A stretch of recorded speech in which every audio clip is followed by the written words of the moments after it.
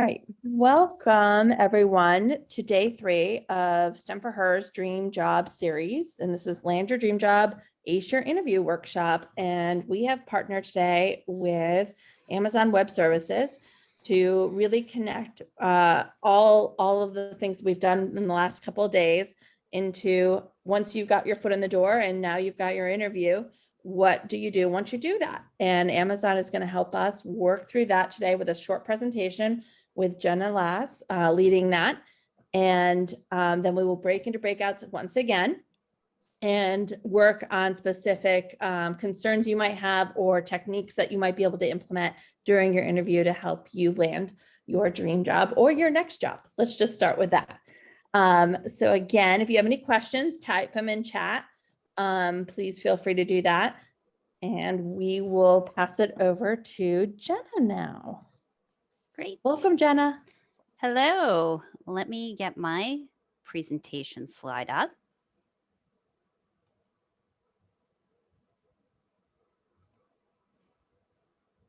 I'm assuming you can all see it. Yep, you Great. can. Awesome. Hi, everyone. Welcome. Welcome to this training and the start of your professional journey. It wasn't long ago, or actually it was long ago, but feels like yesterday that I was in your shoes. And I just wish I knew then what I know now. I also remember the ups and downs of the emotional ride about what I wanted to do and how I would even get there. So there were some days that I felt laser focused, and other days I had big questions or uncertainty in my confidence. So it's just normal. I'll encourage you to enjoy the ride during these exciting times ahead. My hope is that you will get some nuggets from this to set you up for success. So a little bit about me. I am a recruiter. So that means I help Amazon find talent and I help talent be successful with our rigorous process. My degree is in marketing and I studied to be a buyer. But then I realized early on that I had a preference for people over product. Personally, I have 2 teens, 2 dogs, 1 husband, and some passion projects to include doing things like this, which is staying connected to upcoming talent, as well as a creative side. I run an Airbnb business on the side. I'm super proud of my daughter, who is 15. She just got her first job, and I would describe her as the underdog in the interview scenario that was successful because she prepared. She actually also helped me prepare for this because I prepped with her and she told me what to take out that sounded cringy. So I think that this has the girl seal of approval. I'd like to give you a very quick tour of my LinkedIn profile, and I'll point out a few things to consider as you start to build yours. So bear with me as I switch screens.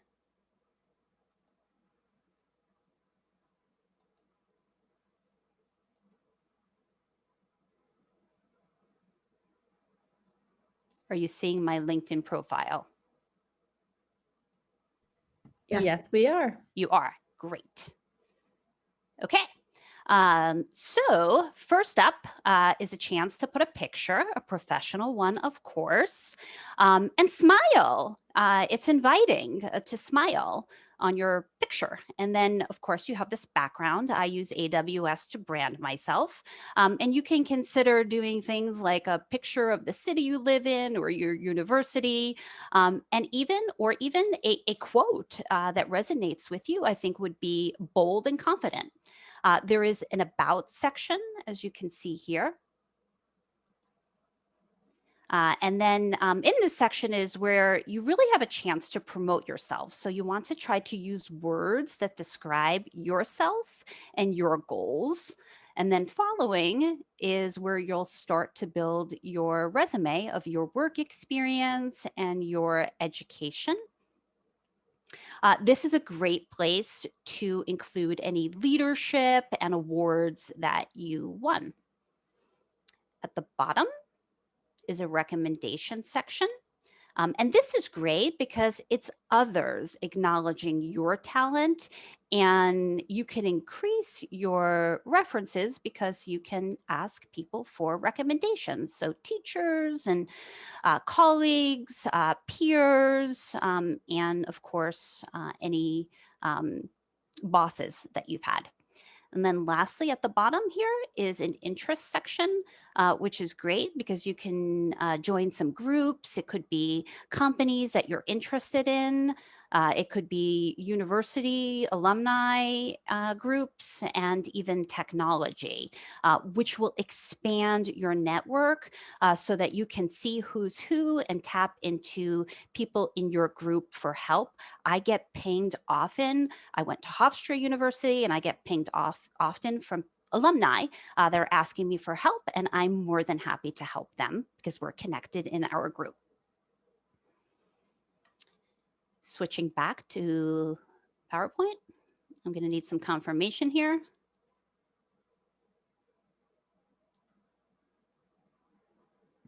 You got the PowerPoint back. Excellent.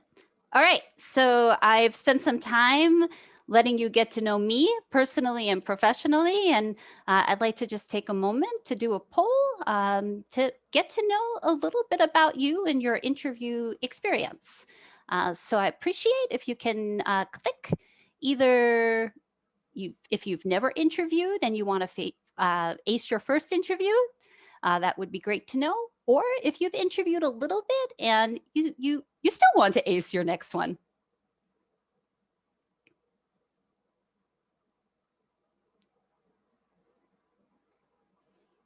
And it's 50-50. I can work with that. Thank you. Thank you for submitting. Okay, so here is a very quick agenda of what I'd like to cover with you today. First up is preparing for your interview. I will show you the difference between different types of interview questions, behavioral and functional. Behavioral will tell us or tell companies that you have the behaviors or traits to be a cultural fit, and the functional will tell organizations that you can do the job. Then general interviewing tips with some do's and don'ts. And finally, what companies are actually looking for, how they assess so that you can learn how to position yourself.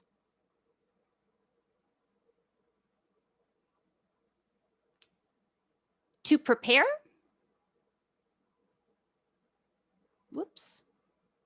you'll want to research the company culture and approach to hiring so you can position yourself. And you can learn this very easily through research.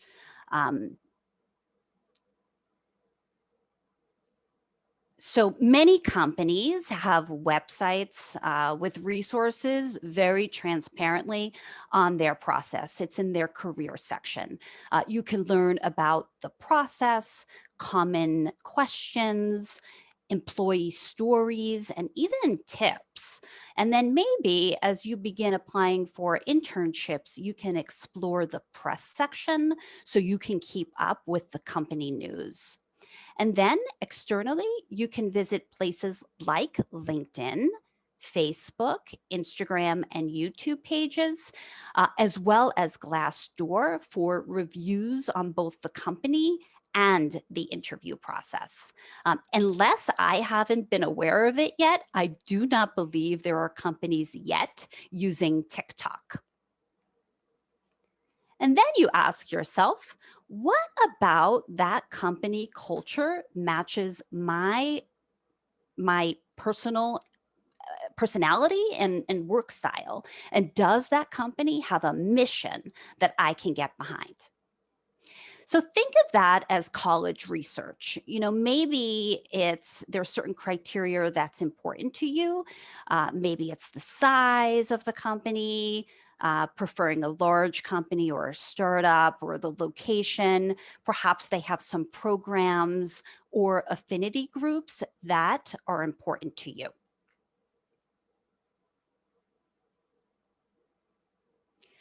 Culture is defined and shaped by those behaviors of which a company promotes. So here is an example of Amazon's leadership principles. The reason it's important to do this research is so that you can be prepared with examples that will demonstrate those traits or behaviors. It's the way companies will let you know exactly what they are looking for and what will be successful in their environment.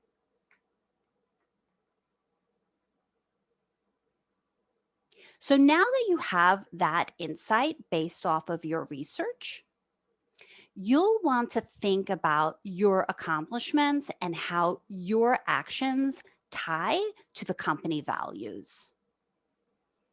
I believe that chance favors the prepared mind. So write your stories down. Journaling is a great tool because it'll help you to resurrect your accomplishments that you might have just forgotten about. You won't want to read them off of paper, of course, but it will help you remember them. And I can show you shortly a way to craft your stories. Mock the interview with a friend or video yourself and have fun with it. Notice if you were concise or you used fill in words such as kind of, like, sort of, or fidgeted in any way. And then, of course, notice what you did really great. You smiled and you spoke enthusiastically. Expect the warm up question. Tell me about yourself and try to apply the 60-second rule. Expect to answer why this role and why this company, and you'll be prepared to answer that because you've done your research. So, behavioral interviewing, let's talk about that. The hallmark of behavioral interviewing questions are questions that are framed as give me an example of, or tell me about yourself. It asks you to tell a story about your previous experience. So, since stories have beginning, middle, and an end, you'll want to be sure that you tell your story with these complete parts. The beginning, you'll lay out the situation. You'll explain why it was a problem or what was complex about it or what was the challenge that you had to face. Your role, tell them what you did. Be really clear and proud to use I versus we. And then the end of the story, the results or the outcome or the impact. And you can weave in here why it was important. Why are you proud? Even if it's that the teacher told you that they were really proud of you. And what did you learn from this experience? My best advice here is just breathe when you tell your story. And if you consider this framework, it will come out great. So you don't have to worry about rambling. Again, breathe. It's okay to take a moment. Gather your thoughts before speaking. Even 5 to 10 seconds will help you form your ideas. So if you take a moment and pause, you will give a much higher quality answer. And if it makes you more comfortable to just pretend you're telling the story to a friend, then do that. And remember, they're not judging you, they are assessing you, which is very different. And I hope makes you feel more comfortable. So here I'm going to go through some examples of what behavioral interviewing questions could look like. Give me an example of your most difficult interaction and how you worked through it. So it could be with a customer or a fellow student or a fellow coworker, maybe a challenging situation with a babysitting job, or even with an interaction with a teacher. What they're looking to assess here is your judgment. It could be, tell me about a time you had to deliver on a project with a crunch time. They're assessing for your ability to deliver and stay committed with a resilient attitude. Give me an example of a time you had to juggle multiple tasks and describe the approach you took to prioritize. They're likely looking to assess how you work under pressure and utilize time management skills. Tell me about a time something was working, but you made it better. They may be looking for problem solving or just general creativity.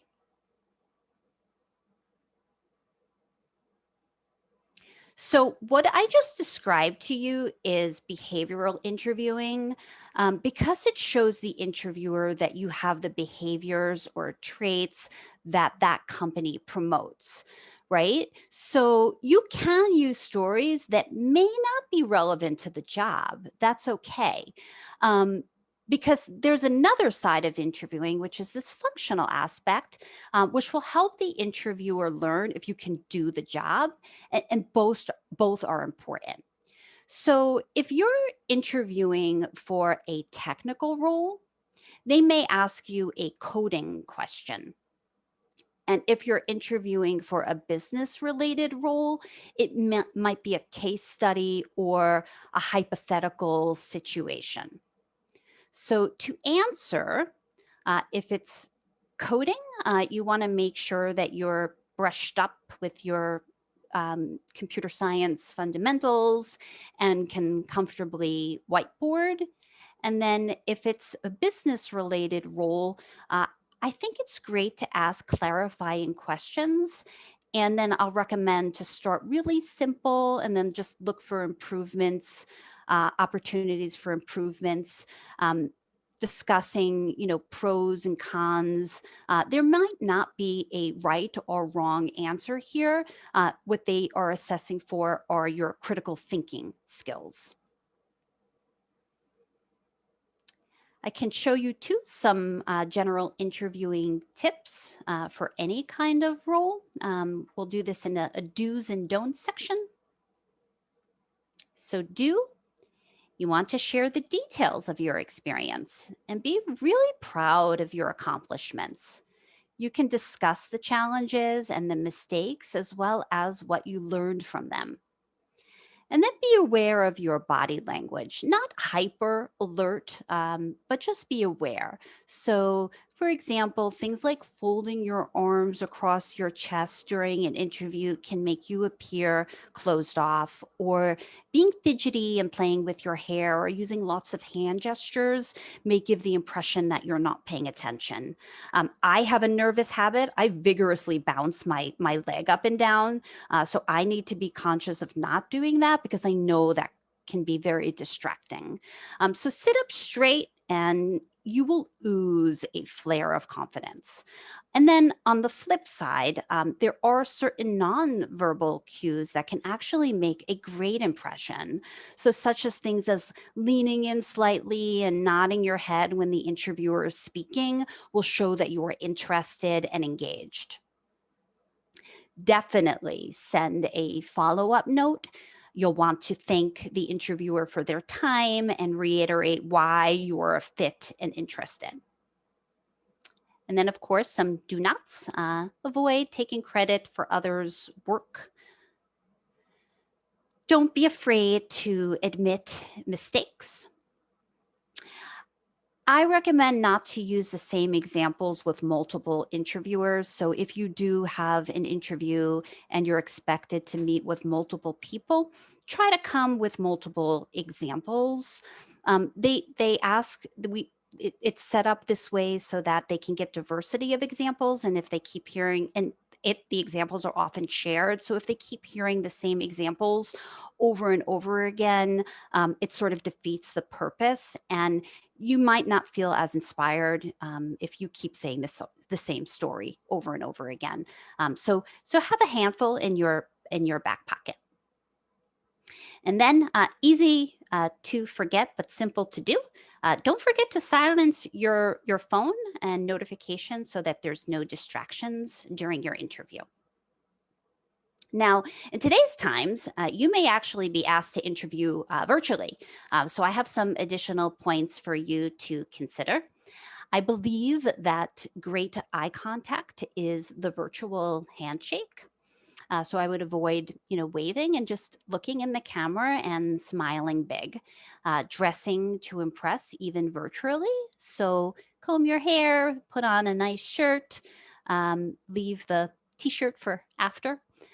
Make sure you're in a private setting and the space is nice and bright. And take advantage of being less nervous. You're in your own natural habitat. So let that work to your advantage. Set the space up so you feel relaxed. Maybe it's a candle in your room.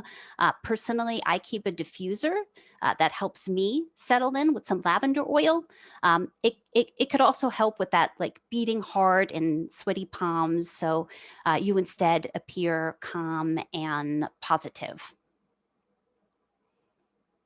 So ultimately, what the interviewers are looking for are your skills. That is, what you did or what you could do. Your behaviors, which are how you did it or how you would do it. Your demonstration of continual learning and growth. Your motivation for the company and role that you're applying to. Now, often there is a will versus skill consideration. So your motivation could actually help fill skill gaps. I'll share some final summary here, and I hope some encouraging points for you. So interviewing is a two-way street, and your interviewer wants to get to know you and hopes that you will be successful. So think of it as being don't think of it as being a weeded out experience, but instead think of it as being weeded into the process. Bring your authentic self and try to avoid falling into the trap of comparing yourself to someone else. Think be a unicorn in a field of horses. And if you don't get the job, it's still a great learning experience and closer to finding the right one. So just reflect on it and don't beat yourself up. Something that my mom taught me that I'll never forget is there is a cover for every pot. All right, so our final poll question. I'd love to hear what you will practice next. Will you pick a company to research, practice 3 stories about your experience that you're proud of, maybe mock the interview with a friend or parent and get feedback and be open to feedback, or all of the above?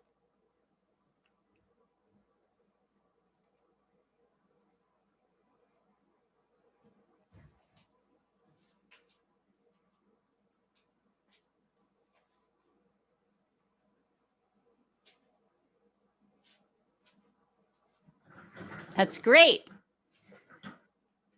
They're all right answers, and the all of the above is the best answer. So I encourage you all to consider doing them all. So I know we're going into breakout sessions shortly, but I just wanted to open it up and see if anybody had any questions for me.